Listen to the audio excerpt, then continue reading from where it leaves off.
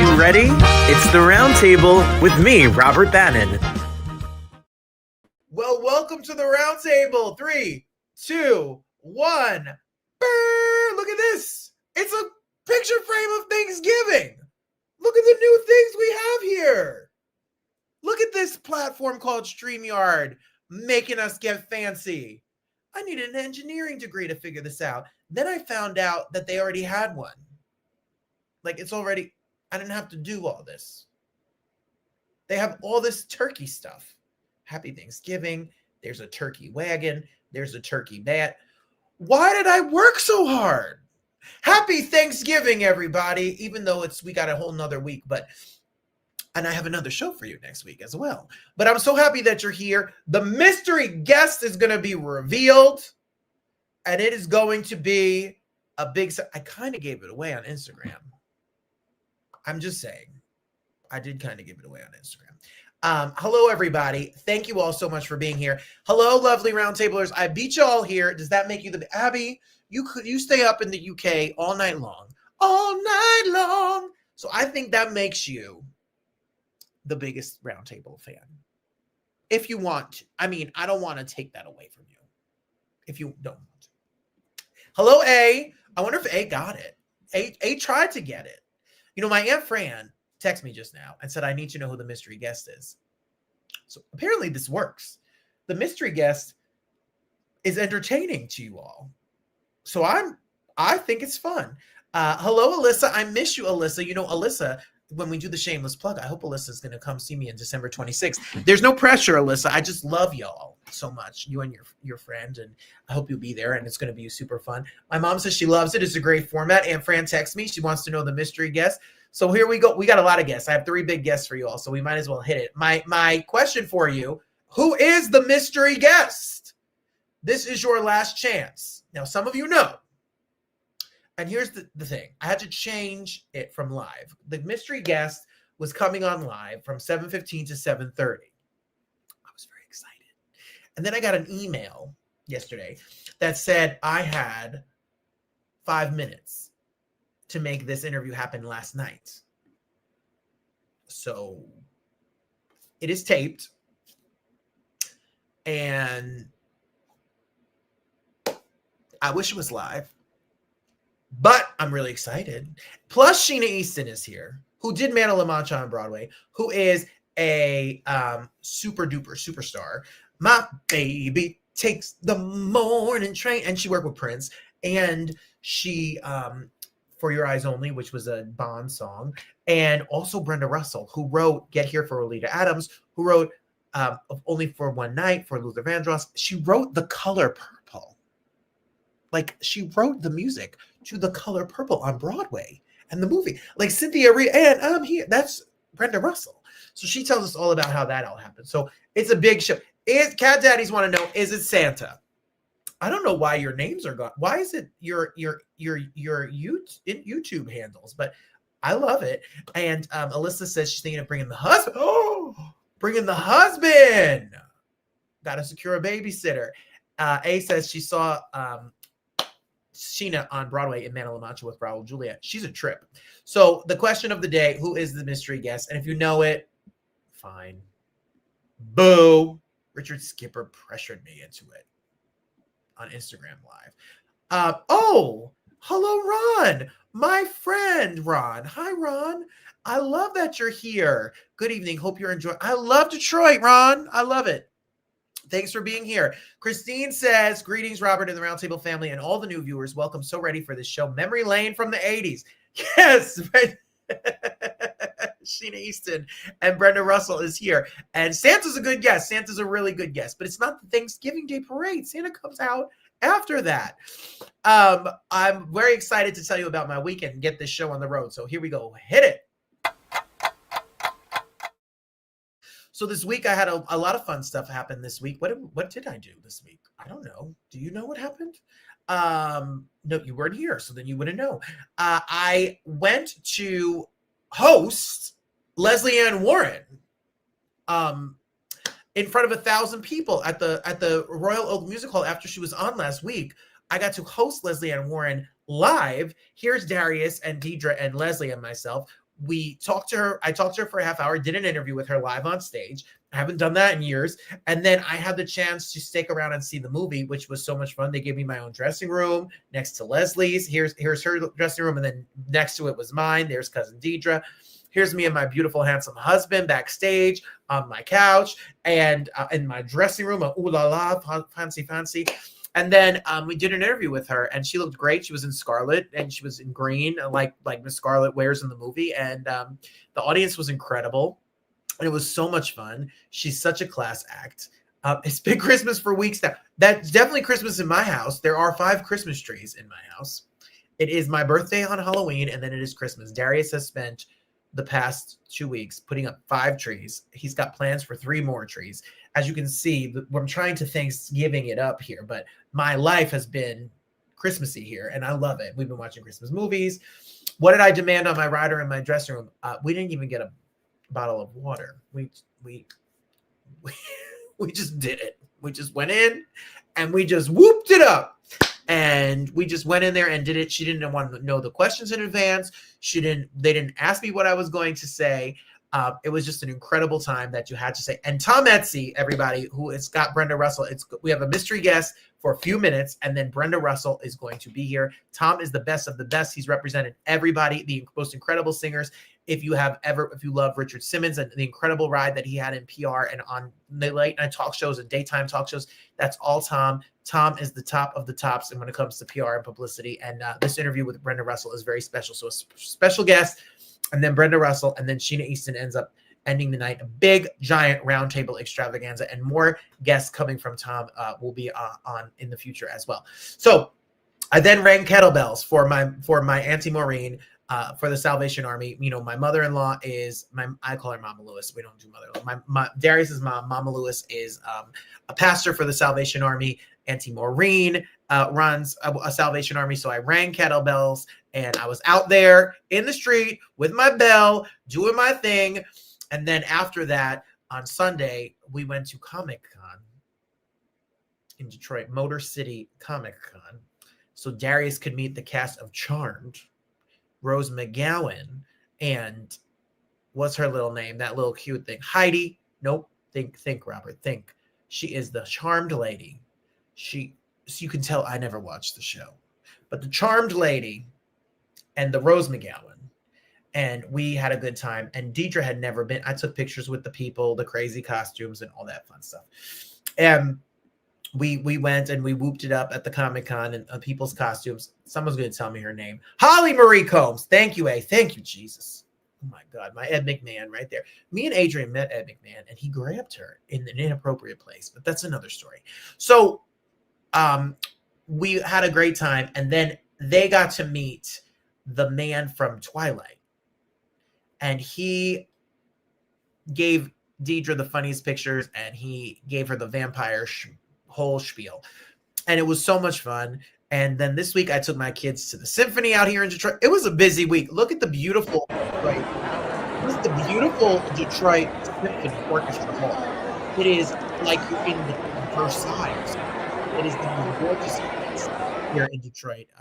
Stunning, beautiful place for sure. And my students really loved it, and they got to see and experience all of that.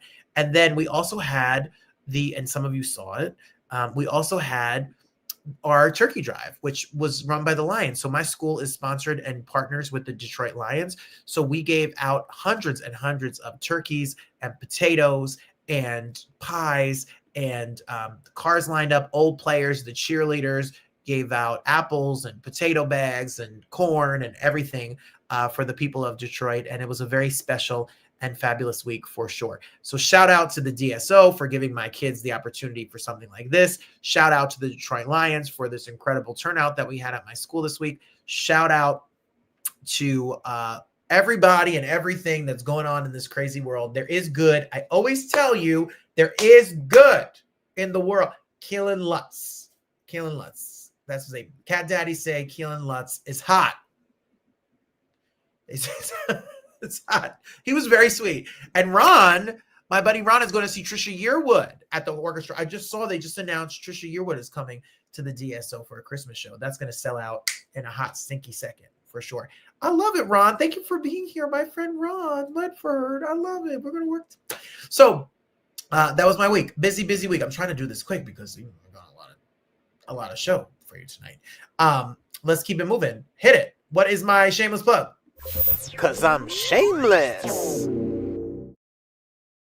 So my shameless plug is tomorrow. Todd Bonapane, who the Cat Daddies just saw in I have no memory today because I'm just so excited to tell you who this guest is and what's going on, and so proud that we're going to have this moment in a minute.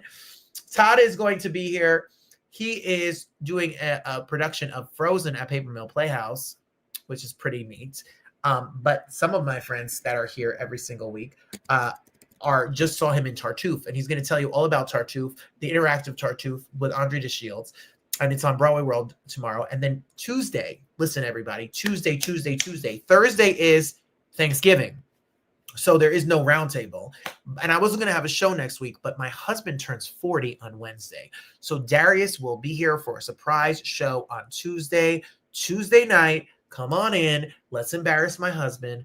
I have some surprise videos for him. Maybe a guest or two will pop up. We'll see how it all turns out. Do not miss it. And we'll talk about Thanksgiving in Detroit. It is my first Thanksgiving ever in Detroit. And we'll tell you all about the parade and what's expected downtown with the tree. And I'll give you my best Detroit. And we'll celebrate Darius's 40th birthday. Plus, Marie, his birthday is on Monday. So I'll give you the full scoop. So don't miss Tuesday. Mark your calendar. The 25th, the roundtable will be back with Darius allegedly appearing with me. We'll see. My favorite Elphaba, Mary-Kate Morrissey. Yes, she is. It's going to be singing in Frozen. So it's a trek, but I'm going to try to go. I love Paper Mill. It's really beautiful. And if you can get there, you got to get there. It's going to be great. I love her too. So my show is coming to New York City while we're talking about it as well. Look, Ron says hi to Tom. Hi, there we go. I love it. All the PR and the people and the publicity people. We love a Tuesday roundtable celebrating Darius. There's no celebrities. It's going to be a kiki, as you would say. And if you're in New York City in the coming months, in December 26th, you're celebrating Christmas. I know some of you already got your tickets. Make sure you get your tickets to the night after Christmas, December 26th at 9:30. Tickets are on sale at 54below.org. Buy your tickets, get your tickets. Some of the tickets are already almost sold out for certain sections. I'm going to be announcing my special guests in the coming weeks after Thanksgiving. We had a rehearsal. We have more rehearsals to come. And if you've never been to my Christmas show, it's a good old time. It'll be a party with some new songs, some old songs, and a whole bunch of stuff. And we'll be talking to you about when Pride is going to be also right from the stage of 54 Below. So make sure you get your tickets December 26th. Go to robertbannon.com, which was just updated, or go to 54below.org and get your tickets. And I hope to see you there. Moving on to the next matter of business, my favorite thing, and then my hey friend, hey, and then we'll hit it. And so, oh, look it. He's here. The husband. We just talked about how we're going to celebrate your birthday next week on Tuesday, if you're here or if you're not. He'll be at my show on Christmas too. You're not going to want to miss it. It's a special one. It's a party, as A says. If you read the Broadway World Review, they say that the show is really how great the community is, that everyone from the Roundtable and my friends and my family get together, and you'll know everybody there. And the Roundtable family, some of them will be there, and it's always a special night. So I encourage you, if you've never been there, grab a ticket. Ron's wishing Darius a happy birthday. I hope you come back on Tuesday, Ron. It's going to be fun. He doesn't know what's going to happen. I don't know what's really going to happen. We'll see. So we are going to move on. And my favorite thing, I'll tell you. And if you know me, I started it. And I absolutely am living for it. You get a car! You get a car! You get a car! You get a car! Well, I got to change it. I got to change the year because I'm like really a year behind. Yes, hey, it's a party. And there's virtual tickets too. My favorite thing is I got sucked in today when I got home. I left work on time. I came home. I was going to pick up the nephew. And I sat down and I said, let me look what's on Netflix. And oh my God. Just knock me over with a feather. If you know anything about me and my brother growing up, we went through some crazy things in our house, like all of us do. And our refuge and our safe space was Eddie Murphy. We collected every DVD he ever made, from Holy Man to Vampire in Brooklyn to Pluto Net, like bad ones, to the great iconic Coming to America and 48 Hours and Beverly Hills Cop and Trading Places and all of that. A beautiful documentary from his home with his brother, talking about Charlie Murphy, talking about Rick James, talking about his career, talking about his mom, his dad, his stepdad. It's a beautiful, beautiful documentary that I haven't finished yet, but is when I was watching it, I said, this, Oprah has her favorite things list that just came out. This is my favorite thing. Check out Being Eddie and the Incredible Rise. He changed the culture, even with the bad movies. He changed the culture. Check it out. It's really been really great. Just wait till, that's what I'm going to do, Christine. We'll just change the graphic next year. Who has time? I'm busy. I'm tired. I want the knife. Of course I have. I love Golden Child. See, Cat, you are my friends. I love it. That's the best thing. I love that movie. I love it. I love it. I love it. Yep. Put it on your watch list. Mandatory watching, everybody, this weekend. You know what else is mandatory? No one guessed, because I think y'all know. Many of you know. So yesterday, and I wanted to give a shout out to my buddy Sam. Happy birthday, little Sam. He had his 9th birthday, and we've been documenting him the years we've done this show. He's my buddy, and I wish him the happiest birthday. And happy birthday, little guy. He's into wrestling, and what a trip he is. Abe was at his birthday party, and we wish him the happiest birthday. That's my bud. He calls me Robert is my best friend. That's my best friend. And happy birthday to him. So I never have had a mystery guest before. And I really was going to do the mystery guest because I thought the mystery guest would be live. And it would be fun to have a live mystery guest that surprises you and shocks you. And then the date got changed and everything got changed. This weekend, if you're a Broadway person, like I know many of you are, you know how much we all love the Elphaba and the Glinda, right? Oh, you're welcome, buddy. I didn't know you were even here. Hi, welcome to the show, little Sam. So you all didn't even know that we all love Elphaba. We all love Galinda. We all have seen the Broadway show or saw the shows. And when the movie came out, we all said, is it going to be good? Did you put me on live video? He just asked. I don't know how to do that. We could do that one day. You got it. One day you're going to come on my show, Pops. Little Popsicle is what I've called him since he's little. So I have never been more excited for a musical to come out than when I moved to Detroit and Darius surprised me and took me on a date. And we had this magical little Wicked night where we had dinner at Royal Oak and went to the movie. And when the second one's coming out this weekend, I need to go see this movie because I love it so much. I've been listening to For Good. I can't wait for their version to be released tomorrow. So the mystery guest, everybody, is the one and only.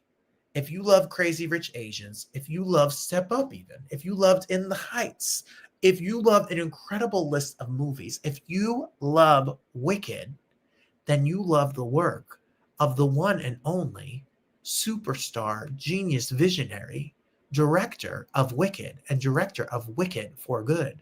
The one and only John Chu is our special surprise guest. Everybody is here, and this weekend is the biggest weekend in the entire movie career for a music theater nerd like me. I am so excited. Let's go. Let's do this. Congratulations. Thank you. Thank you. So what can you tell us about Wicked for Good and why we need to see this movie? If we've seen the first one, if we haven't seen this is it, John. This is it. This is the big epic conclusion. This is the moment that we've been waiting for, where the movie musical reaches its peak. Just for now, there's more to go, but for this one, you get to see Elphaba and Glinda find who they are as adults and break the patterns of their past generations and the stories that they were told, and come up with their own stories and break the bubble and break free and get out. And it's not easy, and some wicked things will happen, and they must forgive each other, but that friendship will be tested by the state, will be tested by their own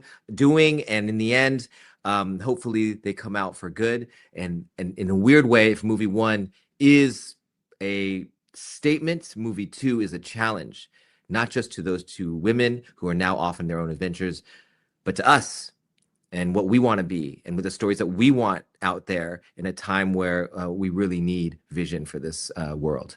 We sure do. I'm exhausted for you. You have been everywhere. You've been out here killing it on from Dancing with the Stars Yeah. to the red carpets to promoting this movie. John, I have something to tell you. Yes. It's probably going to be a big giant monster hit. You could take a nap, John Chu. Can I? You're Can I? I'm not good. quite sure yet. We'll Don't see. even worry about it. Do you ever look back? I was reading about you and your career, and you have had an incredible career, your rise from when you started in short films and what you're doing. Do you ever look back and say, like, this movie is grossed billions of dollars. It's been inspiration to the next generation of filmmakers, actors, people out here literally changing pop culture. And do you look back to that, John, that started and ever, what do you think about this ride? I think that without all my years in this business, without all the mistakes, without all the disappointments, without all the things I've felt where friends have disappointed me or I've disappointed them, or what I thought I could do, I couldn't quite do, or what I thought I understood, I didn't quite understand, but then I learned how to understand. None of this is possible without all of those years and all of those struggles. I could not get to the truth of what it feels like to leave somebody without having loss. I could not get to the truth about what it feels like to not believe in the value of home anymore unless we've gone through COVID and looked at our home and felt like strangers. I could not have looked at my country and seen, are we these people, without having a dream that I lived through where this country was so kind to me and given me my dream. And so when I look back at everything, I'm very grateful. But I think that there's so much more to do, and that the movie musical has affected me more than any genre. As a kid in my family's Chinese restaurant, it is musicals that made me believe in magic. It is Michael Jackson videos that made me believe in beautiful things that were fun and gorgeous, but also that tapped into joy for me. And so the fact that I get to do that now, it is the absolute privilege of my life. I know that these things don't last, that I know that they are ups and downs. Thank God that I know that as well. And so I will appreciate this for what it is. And we've got a lot, I'm going to be around for a long time. So I got a lot more musicals to make, and we're going to test this thing. We're going to try to push musicals beyond what we think they can be, so we can find new ways of how they can fulfill our lives. And we're going to recruit more people to do more musicals. And we're going to make people never say again that the movie musical is dead. But maybe it starts with Wicked here, and we just keep going. So it's just one point in the road, I guess. Well, when you talk about you growing up in your family's restaurant at Chef Chu's and growing up out there in California and Los Altos and being in love with musicals, and now the next generation. I see so many kids on Instagram. I saw so many theater camps, so many theater groups all going out, buying their tickets, going to witness. So fun. It's got to be amazing to see all the videos, the people singing along, and I love it. Those are my people. Those are my people. Those are the people I hung out with at camp. Those are the people I went, on tour with as a 16-year-old that had a, terrible voice, but I could tap dance a little bit. And so I'm the guy with the camera that would get all those people on in a scene, and they would be the people that would work with me and work and help me on my projects. Dancers and actors and singers. And so I just feel like, the world being such a cynical place, it is theater kids who are printing out the vision now. And so to be able to make a movie that crosses all those things and shows the beauty of theater, shows the beauty of music and movement, and that it's just as badass as a superhero movie, and that women's friendship can be just as complicated and interesting as any other relationship, as a romance or whatever you want to call it in cinema. To me, that is that's the dream, that we get to wake people up a little bit. Well, I think Cynthia Erivo and Ariana Grande listen, they were superstar. I've never seen anyone on Broadway do what Cynthia Erivo did in person. And now to see what she has done on the screen with this film, and to see what Ariana Grande has done from a pop superstar to being an incredible leading actress in a movie musical, and to see Jeff Goldblum sing and dance, to see this cast. Michelle Yeoh freaking sings tornado. The whole thing. What have you added to this? If people love the musical, if people have seen the Broadway show, and now or you've only seen part one, you've only seen Wicked, what do we have in store for the second one, for the lovers of it and for people who are new to this? We get to go deeper. We get to explore these characters further. You know these characters, but you've never gotten to be this close to them. How they struggle with home, how they struggle with the bubble, how it struggles after for good. What do you feel like after you sing that song? How do you close the door to that chapter? Oh my God, that is not something you can experience on stage because we're not that close to them. And in terms of physicality, and now we get to be there. And you don't have Ariana Grande and Cynthia Erivo giving such truthful experiences in that are very personal. And to me, you get to feel the full breadth of how you knew these people exist. They exist in your soul, so you know they are there. But now you get to actually witness some of these moments that you've probably asked yourself. And that was really fun for me to explore with our actors and with all the designers in our movie. I don't call them designers, I call them storytellers, really, because every costumes and production design and camera and choreography, they all had to be telling the same story. It is, I think you will feel the juice of what you've always known has been there. Well, you're epic. You're an epic director, period. And this cast is epic. But what I would love for you to take a moment about is your crew and the thousands of people who have worked on this movie, and then the incredible background workers, the actors that have been on the set maybe for a day, who maybe don't even make the final cut. What's it like from craft services to your incredible design team? What can you say about the whole ensemble that makes up Wicked and Wicked for Good? Everyone sacrificed their lives for this movie in the last 5 years. Everybody took their time away from their families, from their kids. Everybody got there at, those background artists got there at 2:30 in the morning in order to get enough wigs on 400 people or whatever and makeup so that it was unique. Those costume designers had to design unique outfits for every single person in Emerald City, so it wasn't just a uniform that people were wearing. And it all had to be bespoke because you couldn't get it off the shelf. Every furniture, every piece, every fork, every napkin had to be something that was designed from somebody's idea of what was happening in Oz. This is an incredible feat. And the reason they did it is A, they either loved The Wizard of Oz. It became why they got into movies. Or two, they love Wicked, and it's the reason why they got into movies. And the responsibility was heavy on us. We're going back to Oz. There's very few artists that get to go and visit Oz and share with the world why this place has a significant piece of our culture. And so we got to establish what that is for a new generation, and nobody took that lightly. So the fact that we finally get to share the full breadth of what we're saying, not just the fairy tale side of it, but the adult side, looking back at the shattered fairy tales that we have in front of us, and set forth this idea of what the stories we want to tell in the future can be, and that yes, they can be messier, they can be not as clean as some of those old fairy tales, but those fairy tales didn't necessarily equip our generation anyway. We can adjust them. However, they can still be optimistic. They can still reach for something that we have to, actually, in a world that we are just blaming each other, in a world that we're spending so much energy trying to say it's that fault or that fault. Where did the vision for who we are come from? And I think movie musicals have always been there to reflect and to encourage a vision of the people that we believe that we are. And I think that this, as everybody put all the work into it, that's what we knew this was going to live beyond all of us. And it will live forever. And your children, they get to come home. Dad gets to go on set, and then they get to come home and they get to see what you've done. And then your daughters get to see Elphaba and Galinda and your son gets to be inspired by what you've done. The world is inspired by what you've done. Is there pressure? How did you step into this moment to lead? There's an incredible amount of pressure, a lot of money, a lot of jobs, a lot of reputation, your whole reputation at stake. Yeah. How did you get through this day by day? Yeah, there's a lot of pressure. It's lonely being having a whole story in your head. It's scary when you cast Ariana Grande and Cynthia Erivo and people don't believe that what they can do, but you've witnessed it. I saw it in the audition room. I knew. So there is also a sense of they just don't know yet. Now to hold that guard up for however many years we had to hold it up. Oh, we split this movie in two. Oh, you're money grabbing. They just don't know. The Munchkins don't know yet. You eat at the vision. You eat at the level of your vision, as I once heard.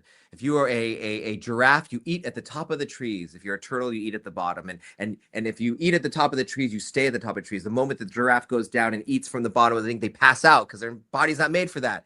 So you always have to, so I think that's what we all knew when we were starting this, is we got to keep our vision high. We got to see this, and they don't know what they want until they want it. So it was our families that got us through it. It was my children. It was going home, and I can't even think about the movie because a diaper must be changed. A kid has the sniffles, and they don't know how to blow their nose yet because they gag every time. And I'm gonna have to walk them through 3 hours of that in the middle of the night, and then get up and go to work. And we're human beings. We do that, and we're built for this. So that's I think we all had that support system somewhere in our lives. I'm so excited. I mean, people. I mean, I don't know what you're doing this weekend. I know what I'm doing this weekend. We already got our tickets and we're ready to go. My Great. husband, he says, "Hey, welcome to the Roundtable." The husband and I will be out at the theater this weekend. You all need to be out at the theater this weekend. Just wait till you see how successful this film is going to be. I was looking at your filmography, some of the films that, I mean, you have done a lot of music, whether it's work with Justin Bieber, if it's Gem and the Holograms, if it's Step Up, we all know Crazy Rich Asians. You did In the Heights, and it kind of ushered in this. You're the go-to musical director guy. Like, I don't know if I'm the go-to, but I'm down. I'm down for that the label. Listen, I love musicals. If I could be a Stanley Donen, if I could make movie musicals for the rest of my life, it is the best. If any director directs a musical, it's really hard to go back because it's just so much fun, and you have roads that you cannot take in any other genre. Yeah. Well, listen. The rumors are true that you got more musicals up your sleeve in the future. I'm offer only, John Chu. I'm just letting you know. I'm just like, no. Let me sniff of this. That's what I got. He's got his daddy vibe. He's really there. It's daddy it's time. Really true. It's daddy time. So this weekend, how are you going to celebrate? How are you going to be able? Are you going to shut the phone and put the computer away? Are you going to party it up? What is your plan to get through opening weekend here of Wicked for Good? I've had hits. I've had bombs. What I realized is that opening weekend needs to be a celebration no matter what it is. And if you don't go to the movie theater to experience it with the public, then you miss the one thing you've been waiting for this whole time, is to see your baby get oxygen. And it's no longer yours, and they're going to turn to what it is. But that moment that they get to breathe for the first time, I love to go to the theaters. I love to hide and hear people laugh or discuss it. And so that's what I'll be doing this weekend, somewhere out there. I won't say exactly where. But look, if you want to head to Detroit, in my neck of the woods, popcorn on me, okay? As long as it's in the hot air balloon one, because I want the big Wicked hot air balloon and the cup. I need all the collectibles. Or the music box one is pretty crazy. Have you seen the music box one? I saw it. I've been seeing them on Instagram. I'm ready. Yeah. I want to say from me to you, thank you so much for the body of work, the representation, the love, and the details that you put in this. It's a sacrifice you take away from your family, from your personal life, to give us the joy, and your work will live on forever. We owe you an incredible sense of gratitude, and you're going to give us so much joy. You are so charismatic. You are a superstar. Like, did you see him on Dancing with? He's a star, everybody. I just got so many emails. You better not grade Alex this way or Robert that way. I was so scared. I was like, I don't know how to do this. And then you get there and they're like, hey, if you're the first judge that talks, you got to lock your score in before they stop dancing. And you're like, it was a lot of panic. But you're a star. He's a star, everybody. Everybody, Wicked for Good. Who can say if I've been changed for the better? You'll be changed for the better after the film. You got to check it out. Congratulations. It's such an honor. We're so excited that you're here. And we look forward to all that's to come. The best is yet to come. Yes, here we go. Thanks, Robert. Thank you. Thank you all so much. How sweet is he? There you go. The surprise is out. John Chu comes here and makes his roundtable. Thank you all for the excitement. Put Robert in the next musical. I co-sign on that. I'm ready. I'm available. Cat Daddy say I wouldn't mind being closer to Fiero. A says the sexiest man alive. Hey now. John Chu as the mystery guest was a fab surprise. Super talent. Wowza. I hope it lived up to your expectations. I see some of you saying, I love his art and direction and vision in the Wicked movie. Paid homage to the stage show, but involved for the big screen. Choices were on point. And that you cry at the Mahjong scene where Michelle Yeoh's character, the Mahjong moves are all related to the dialogue. It's expertly done. And I cry when she leaves her mom. A says she cries the wedding scene of Crazy Rich Asians every time. Thank you, little Sam. I would like $1 million billion as well. A says, bring back the good old movie musical, even the bad ones. And very exciting and super exciting to have John Chu here. We'll be at the movies this weekend. I know you'll be at the movies. They're projecting a $200 million worldwide gross for the movie. So I'm very excited about that. Up next, Brenda Russell is here. And then we end the night with the one and only Sheena Easton. Brenda Russell was here, and she told me all about a brand new song that she's singing that was co-written by Roberta Flack. Plus, she talks about, speaking of Cynthia Erivo, what it was like to write the music for the Color Purple musical that became the musical movie. Plus, what it's like to write for Luther Vandross, and how did she write Get Here for Alita Adams? Brenda Russell, Grammy winner, is here. Take a listen. They call me. Whoa! Welcome to the Roundtable, everybody. My name is Robert Bannon. I'm Robert Bannon. Here. Welcome to the show. You know, let's get this together, people. I hit one wrong button and the whole world falls apart. I said, who are you interviewing today? I said, Brenda Russell. He said, Piano in the Dark, Brenda Russell. I said, yes. And we all know that Brenda Russell, everybody, not only wrote Get Here, which I love Olita, but Brenda, and I love her. She's been here. We love Brenda's version. I love If Only for One Night. I was going to sing the entire score to The Color Purple right in this show. Rising like the sun. That is my song. Oh, it makes me boo-hoo cry. The one and only, the legendary, iconic Grammy Award winning Brenda Russell is here. Welcome to the show. Thank you, Robert.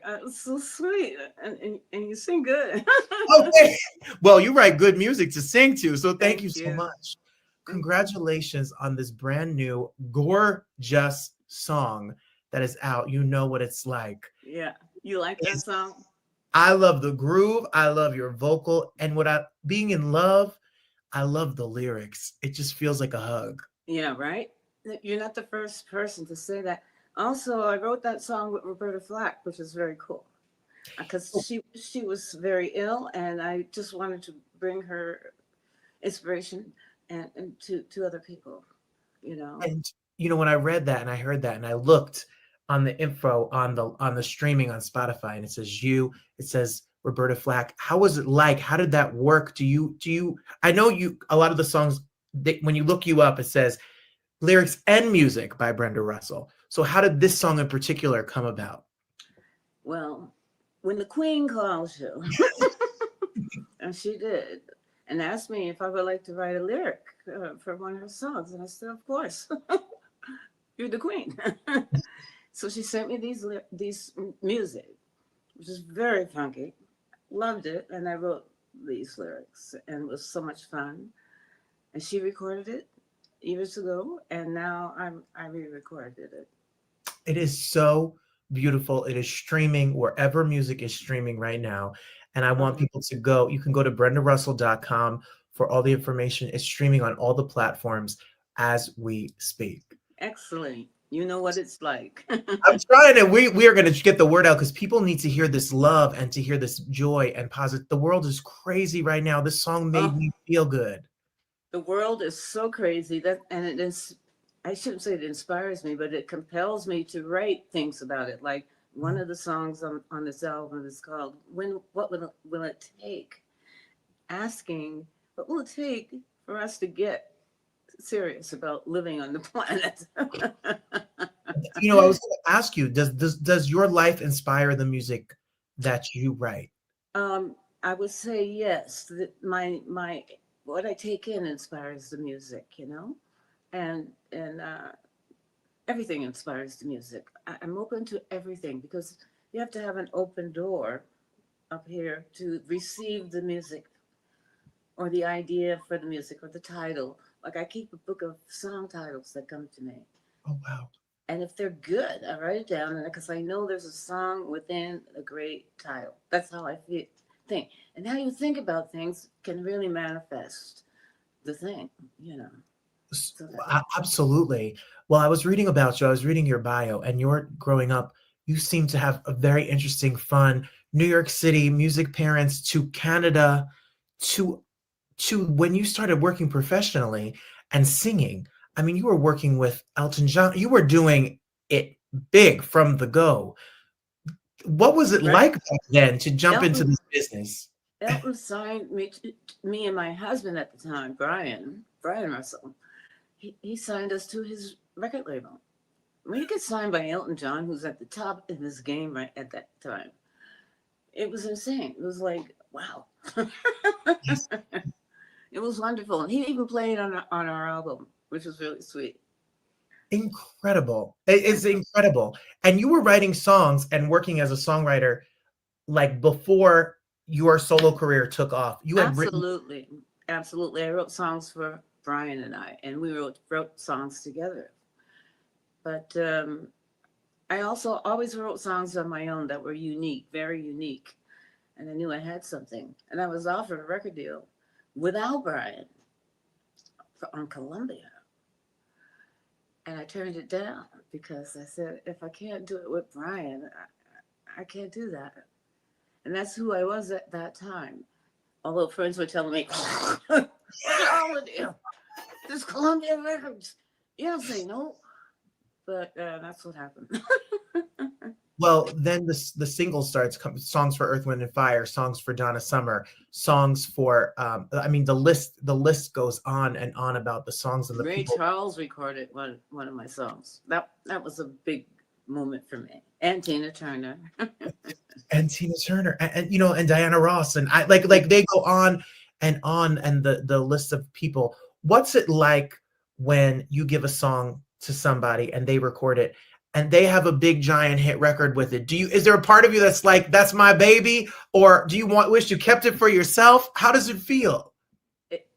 Some songs I did keep for myself, but it's the most exciting feeling when Luther Vandross records one of your songs, who's like the badass singer on the planet, and he killed it.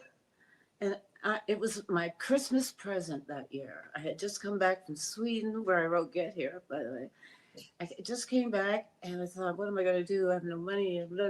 And they said, oh, Luther just recorded your song. I'm like, I love him. I loved him. One of the greatest, technical singers of the world. Absolutely. No doubt about it. But when you listen to his vocal on your lyrics, you can feel the emotion with the words you chose, the chord changes you make, the shifty, beautiful chord changes you make to elicit that emotion. And then his vocals on it, it is a masterpiece. I know. It's great, right? The record might be behind her right there, everybody. That's a big platinum record right there. Yeah. So when it is behind me. It's gonna be there somewhere. Talk about Get Here. Get Here, you recorded it, Alita Adams, at the time during the Gulf War. I remember that song taking off. She's an incredible singer. Her story, also incredible story about being found in a piano bar. And right.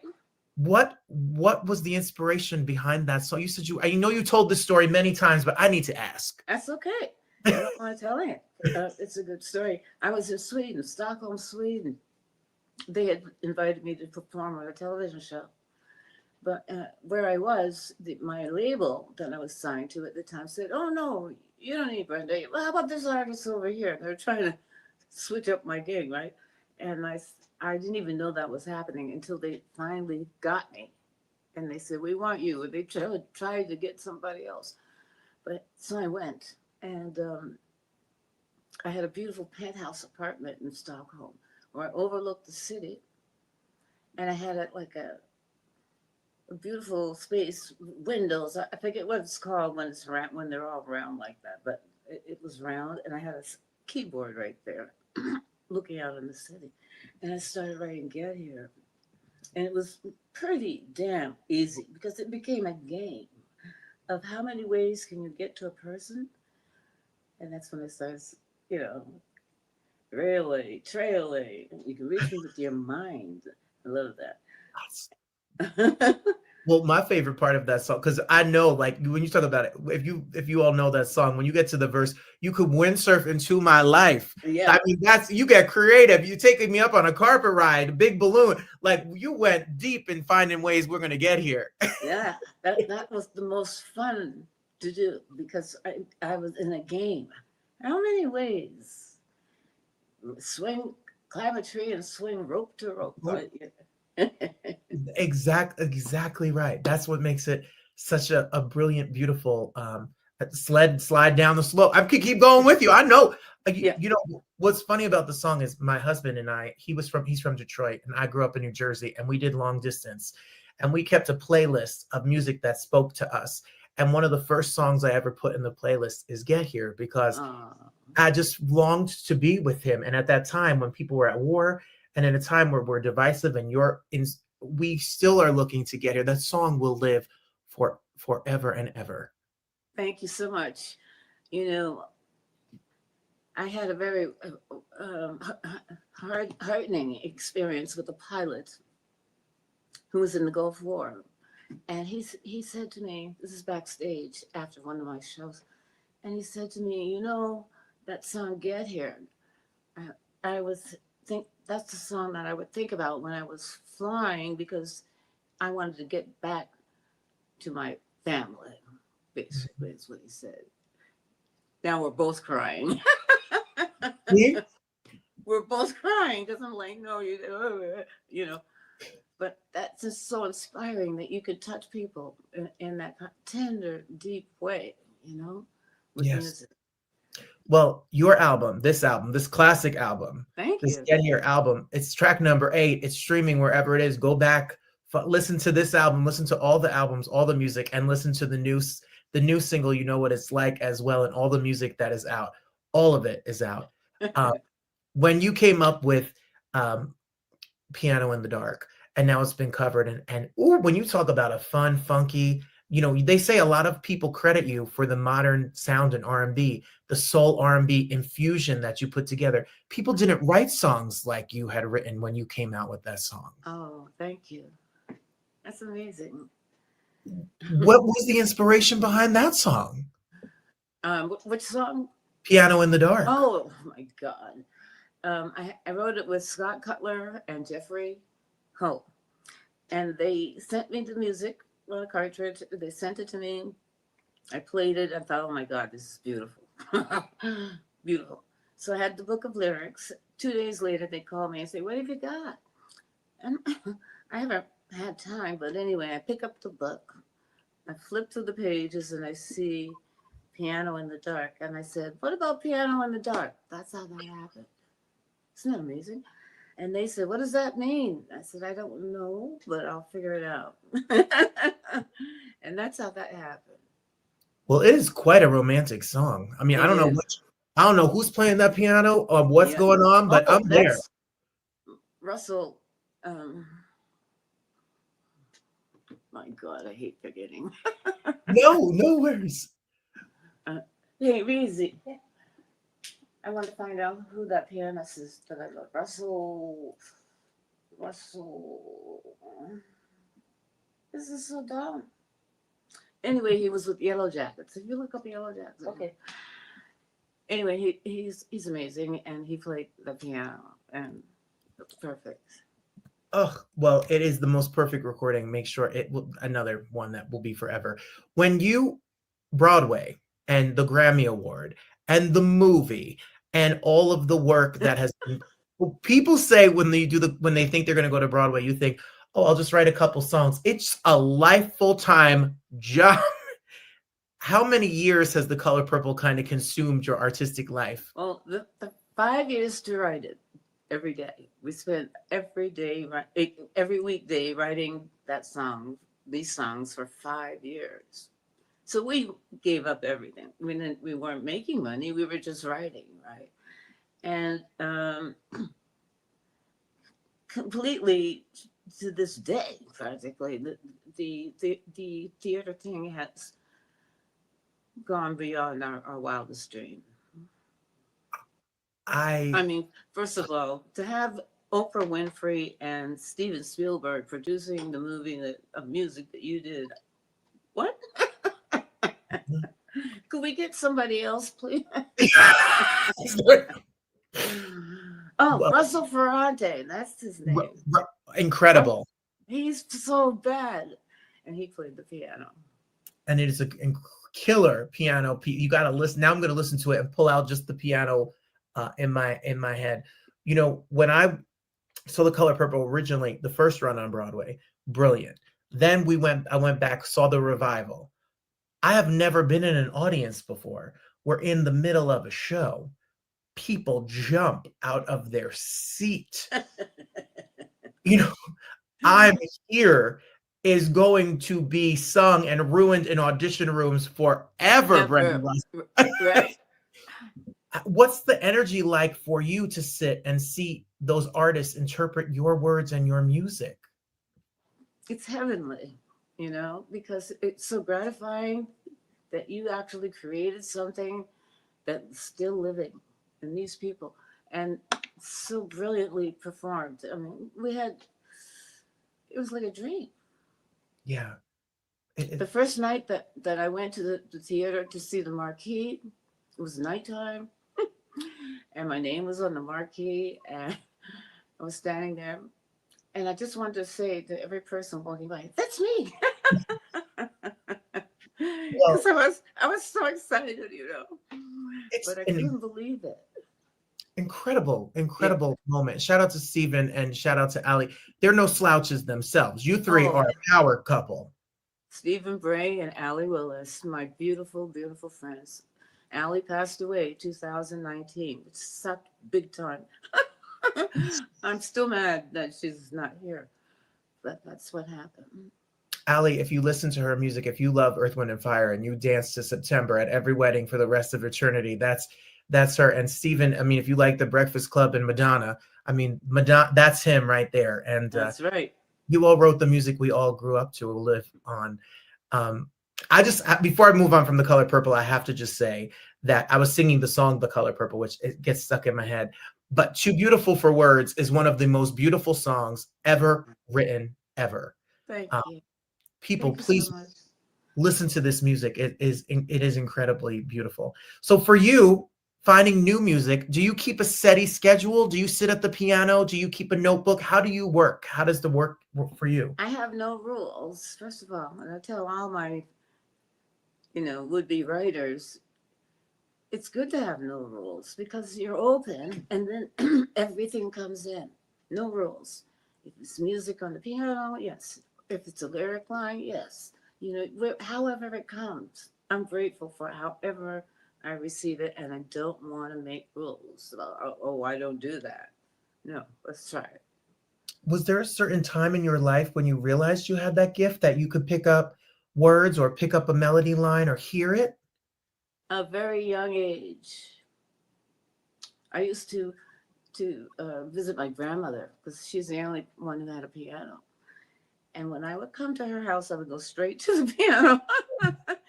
And I wouldn't talk to anybody. And I'm trying to pick out Canadian Sunset, that wonderful song, that I love the melody. And I would pick it out on her piano. I would find things that I could do that. I freaked out one of my uncles who said, Brenda, how do you do that? And I'm like, do what? He was very impressed, and I was very young. But I had no idea this was going to become my life, Yeah, and it's been your life, and it's your life, and the legacy of music lives on. When I think back to you being young, I think of when I get to speak to some amazing people like you.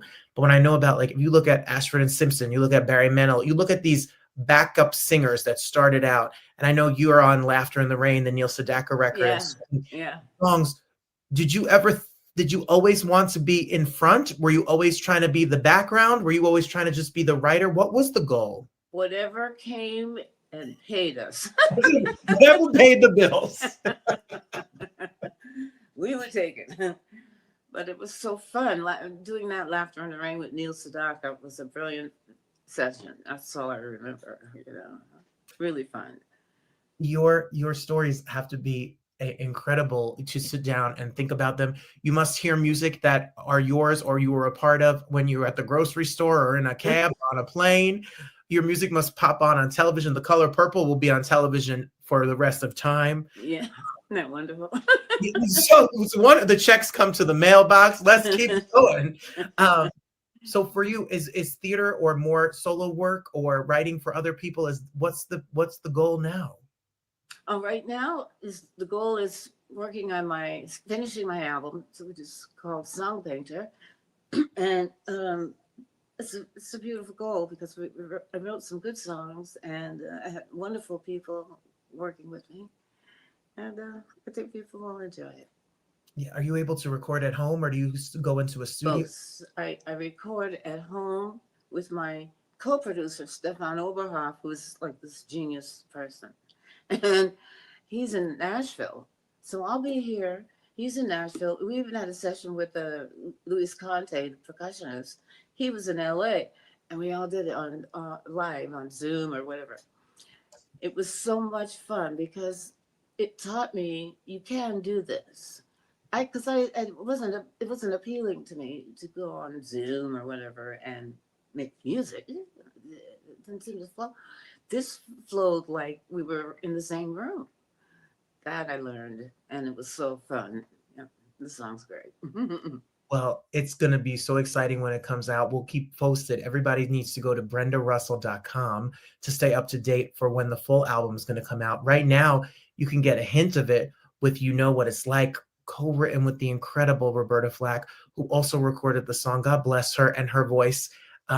What a, like chills. I know, really. Talk about sit down at a piano and be something. That's she was a masterful, you know. Alicia Keys, another one. masterful, but she's got that same vibe to me, that same spirit and vibe to her. Yeah. And then listen to all the Brenda Russell music. Go revisit some of these incredible albums that you recorded. Go revisit The Color Purple and the music, the Cynthia. Whatever happened to that Cynthia Erivo? Who knows? We never heard from her again. Where is she? What? The biggest star. I mean, when we a quick story, when we saw her in The Color Purple in London, because we were deciding should we bring her or anyone, we didn't know, and she sang her ass off, and then the audience, this is very conservative London, they ran to the stage and started banging on the wooden stage for them to come back. I've never seen anything like that in London because they don't do that. And so here she comes back, and then she just kicks ass. Wicked. Oh my God. Wicked 2. I'm telling you, if you were not in the theater to see her do The Color Purple, you missed a once in a. They talk about Jennifer Holliday and Dreamgirls, like a moment that was quintessential, changed theater. Her singing "And I'm Here" was there will never be a moment like that in the theater. No. She killed it. That's your song. The audience was like they were in church. They were just waving. It was great.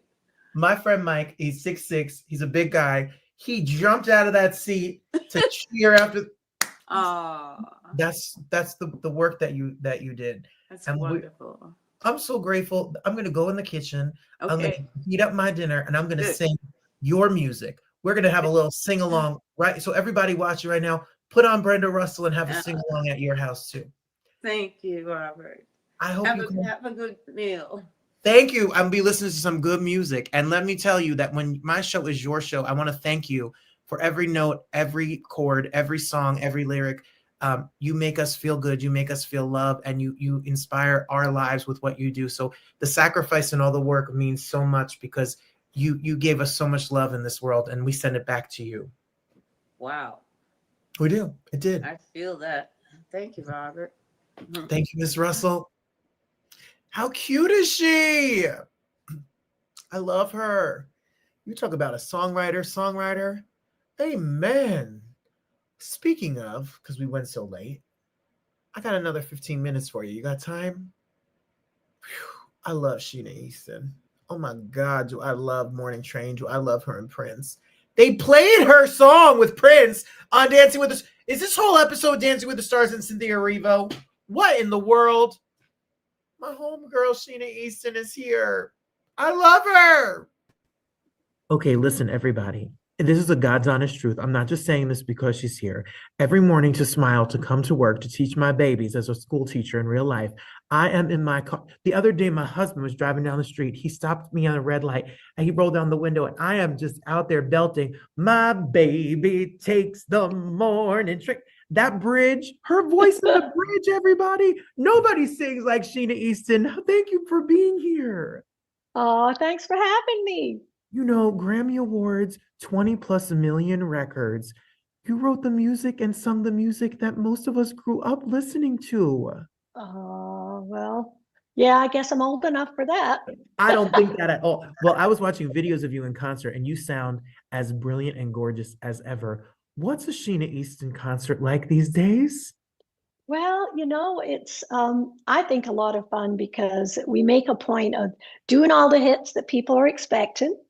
Because I know how their faces light up. They hear that intro and it's their favorite song, and they're like, "That's the one I came for." And we throw in a few curveballs. We throw in a little, song here and there people aren't expecting, and some covers and stuff that are really special to me. And by the end of the evening, I think the audience get a little bit of a peek behind the curtain, so to speak, into my life and what is important to me, and we connect, and it's usually just such a fun time. You are still the only artist to have five records, top five records on five different Billboard charts. You have a body of work that comes from all different genres. Like my cousin, I was talking to my cousin about the dance 80s hits, and then we're talking about the big giant ballads, the duets. I'm in Detroit, Bob Seger's around the corner, the big monster hits that you've had. So you really have to dig through your catalog to come up with adding everybody's favorite. Oh, well, thank you. I mean, obviously, not everything you put out is a huge hit or a jam. I've had my failures in there, many of them too.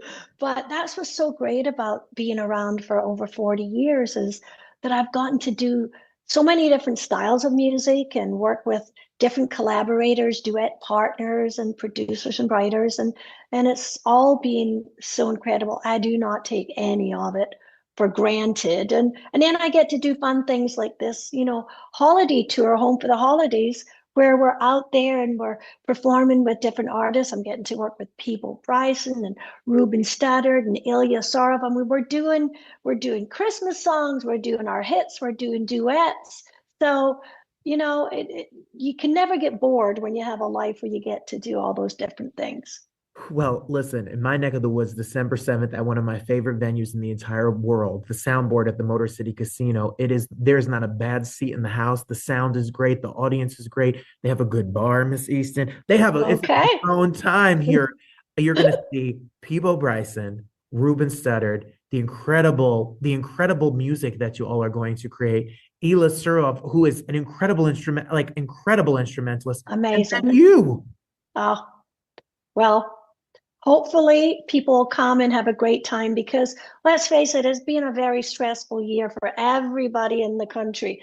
It's gone a little crazy this year all over. So I think the holidays, that's our time to reward ourselves for surviving all of the crazy and just getting out there and, even just Christmas and holiday songs, they're so nostalgic. We all think about our childhood when we hear those. So there's so much nostalgia and so many, hits that you can think about as, oh, that's Peebo's song. I love that song. There's just so many ways to connect. And it's a great way, I think, to start the holiday season. You've recorded some Christmas music throughout your career in the past. How do you pick the music that you're going to sing for the holidays? Do you all keep a list so you don't sing the same songs? How do you know who's going to Yeah, a lot of it too is like the pacing of the show. You can't come out and everybody sings Silent Night. There has to be some big beautiful ballads, and there has to be some just clap along, smiling, singing, fun, jaunty up tempo as well. So, we work together as artists and with the musical director to pace the show so that it has all sorts of moments in there, fun, laughing moments and touching moments too. And it comes together. Well, the show is going to be going literally from coast to coast, from my neck of the woods in New Jersey and New York through Detroit, Yeah. Ohio, all the way to California, all the way till the 22nd. So you're booked. You better Oh Amazon. yeah. You better Amazon your Christmas gifts because you ain't got no time to go to the mall. Honey, I've done my Christmas shopping. I'm on it. My Christmas is done. Santa has done his thing. Like Santa, my kids want this, this, and this. Now my kids are 30, almost 30 and 31, but they still expect Santa to bring them stuff. So yeah, Santa's on it. Santa's got his work done. Look, I'm sorry to tell you, I'm 42 and I still expect Santa to drop some stuff at my Yes. parents' house. Oh yeah. Santa never lets my kids down. Never. He knows what they want. And I'm like, you better get your list in for Santa very early. Because, Mama's got to help Santa out a little bit by getting that list up there. So I'm all done. SheenaEaston.com is where you can find all the tour dates. And then you're having tour dates announced for next year. So there's no plan on, Yeah. you're just going to keep on this train, no pun intended, is going to keep on rolling. Yeah, well, I'm in Dubuque this coming weekend. Where was I last weekend? I mean, I'm always somewhere. So yeah, after we do the holiday show, I'll be out there with my band starting January, doing my regular shows. So, I'll be around. Can't miss me. I'm so excited. I'm so excited for people to see this. A lot of us here, we're on Broadway World right now. We all know you from your Broadway run in Man of La Mancha. Is theater something that you were singing? You had 20 million records sold by this point. You were selling out arenas. You're a top artist around the world. Why did you take a break to come to Broadway to check that off your bucket list? Well, I got my recording contract while I was at the Royal Scottish Academy of Music and Drama. So I had a little musical theater in me my whole life. That was, kind of how I came up with watching, musical films as well as pop music and theater. I was all in there. So I always wanted to do it. But at that point in my life, when I came to Broadway the first time, I was really ready to take a step out of just making a record and going on tour and making a record and going on tour. And I wanted to still keep working, but I wanted to step back. So I sat down and I did my 8 shows a week on Broadway, and I thought about my life. And that's when I decided that I wanted to be a mom as well. So a few years later, my kids came along. I adopted both my kids, and I gradually, when they were tiny babies, I could take them everywhere. But then I knew, okay, they're going to want to go to school now. So we got to pull it back again. And that's when I went to Vegas and sat down there and did 8 shows a week there for 2.5 years. So I stepped back a bit from the crazy life that it requires to tour all the time so that I could be a mom. I went to the West End in 2017, and I did 42nd Street for a year over there at the Theatre Royal, Drury Lane. So I did it again. That was after my kids were raised, of course. It was 2017. But now I have the best of both worlds. I go out usually 2 to 3 weekends a month, and I do shows. And then every now and then something like the holiday show comes up, and I'm out for a whole month. But I have a nice life now. It's very balanced, full of music, full of performing, and very much full of my family. I love that. Me and my husband just got our license for adoption and fostering. So thank you. That is awesome. That's the best thing you'll ever do. Best thing you'll ever do. I hear people, and it's like the universe sends people like you to hear your story, because it's a scary thing, and it is a very, are we ready? Is this the right time? And maybe you know what? You're ready, because the thing is like nothing's ever perfect. The time is never perfect, but the fact that you have the love and you have a great relationship and you have all that love in you, that's the perfect time to bring kids into your world. That's what kids need. They need people like you and your husband that have the heart and the will. And so those kids are going to be so blessed to have you guys as dads. That would be awesome. Well, when I see you in Detroit, I may have to sneak backstage, give you a hug, and get some advice. I'm going to be like, Sheena Easton, I need some advice. All right, deal.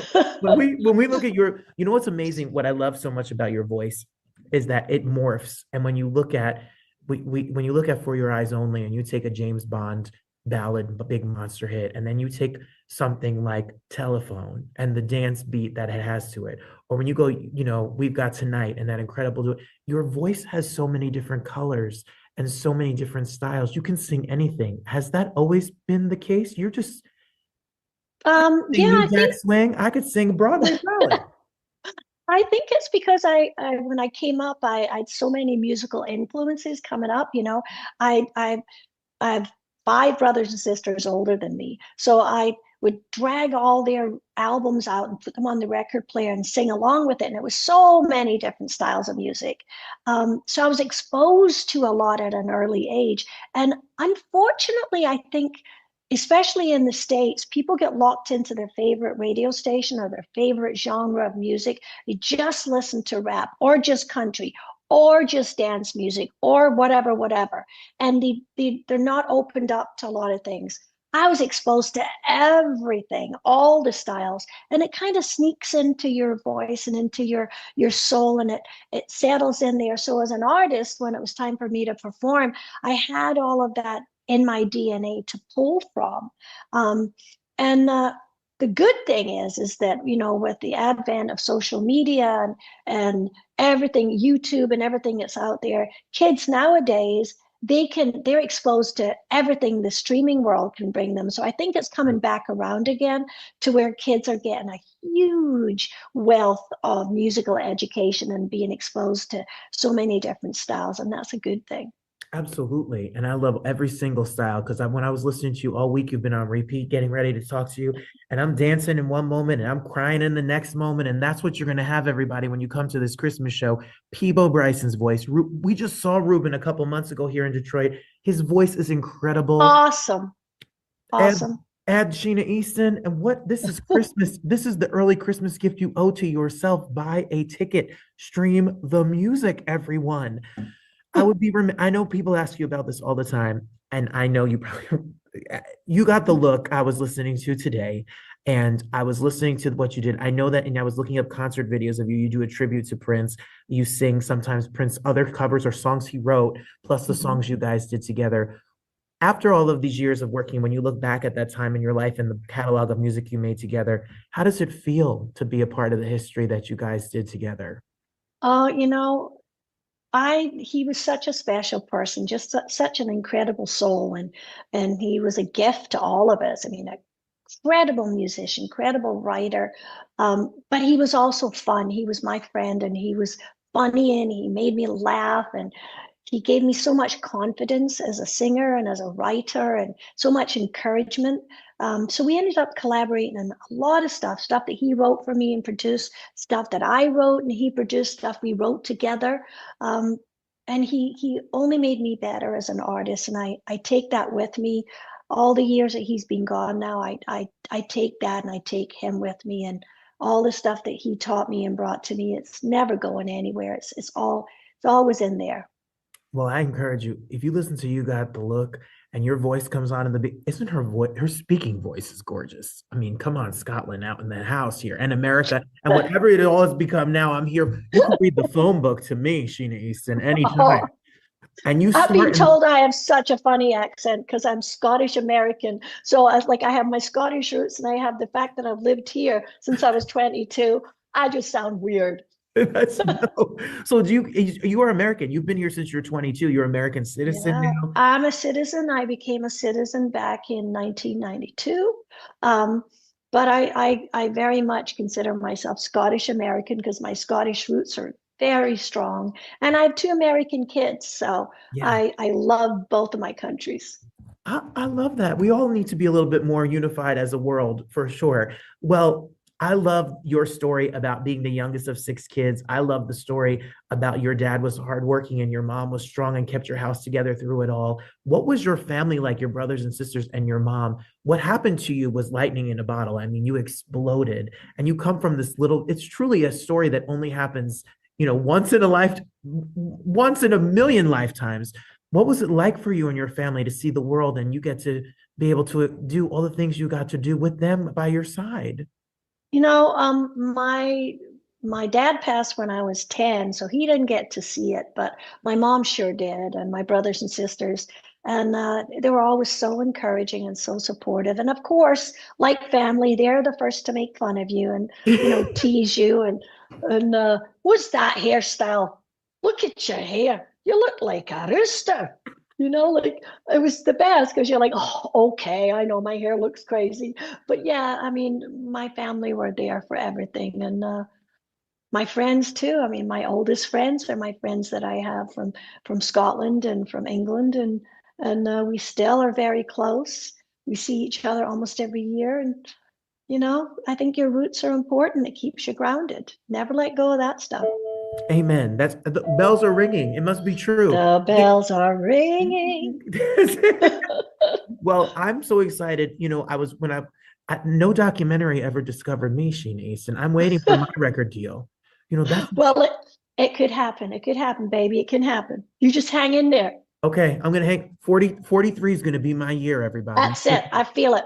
You just I want everyone here to go to 313 Presents if you're in Detroit to get your tickets to come see. I'll be there. The husband will be there. He already has 5 Christmas trees up in my house, Sheena. Oh my goodness. You got some serious Christmas activity going on there? So you think we're gonna miss this tour? We are. No. Okay. Well, you better come backstage and say hello. I'm gonna give you a big hug. I'm gonna bring you better. to Detroit. I don't know what we got. A coney dog, some Fago. Mm. Good afternoon, everyone. As a reminder, tryouts will be tomorrow. I shut it off. This is called After School, Sheena Easton. I'm present for that. I'm going to the tryouts. I am going to those tryouts. Detroit, Sheena Easton. All right. She's now on our basketball team. You Yeah. didn't even know. I'm only 5'1", but I'm going for it. Are they done? Have a good day. Sheena Easton's here. Don't you Don't be interrupting that lady. She got some work to do there. She got an important announcement. know? You have things to. You have 25 concert dates. You The got. world doesn't stop for us, you know. We still got to make the announcements for the basketball team. Try out for the basketball team and buy your tickets for this Christmas tour. Peebo Bryson is going to be there. Ruben Studdard's going to be there. And the one and only Sheena Easton is going to be there. She sounds and looks amazing. And she's going to come out here swinging for the fences. So if you love her music and you love some holiday moments, this is. I'm done, Sheena Easton. I quit. I quit. I love you so much. I'll see you in Love you. Detroit. Bye-bye. See you, honey. Thank you. Thank you. How cute is she? I loved her. Thanks for staying late with me. I know we ran about 15 minutes late, but y'all are so cute. Yes, it's going to be a great show. Yes, they're going to be in Connecticut. Yes, it was a riot. Yes, it kept going on. I grew up in the 80s, so I adored this show so much. Going down memory lane with Brenda and Sheena, their songs are still up today. They sure are. I tried to give you the best bang for my buck. Icons tonight. John Chu is here. Brenda Russell is here. Sheena Easton is here. You are here. I am here. My mom is here. My husband's here. My roundtablers are here. My friends, my family. God bless you. Thank you for being here. I won't say Happy Thanksgiving officially yet because I'll see you on Tuesday night. I love you all. We have a lot more to do. I'm going to see Tina, the musical, on tour tomorrow. Maybe we'll see Wicked this weekend. Lots of stuff to talk to you all about. I'll tell you all about it on Tuesday night with the husband birthday show. I love you so much. I got surprises up my sleeve for that too. I love you all for being here. Thank you so much. Who can say that I've been changed for the better? Because I knew you, I have been changed for good. There's more love than there is hate. There's more joy than there is sadness. And there's more good than there is bad. It's about perspective, right? See you all on Tuesday. God bless you. The best is yet to come. Goodbye, everybody. Take care.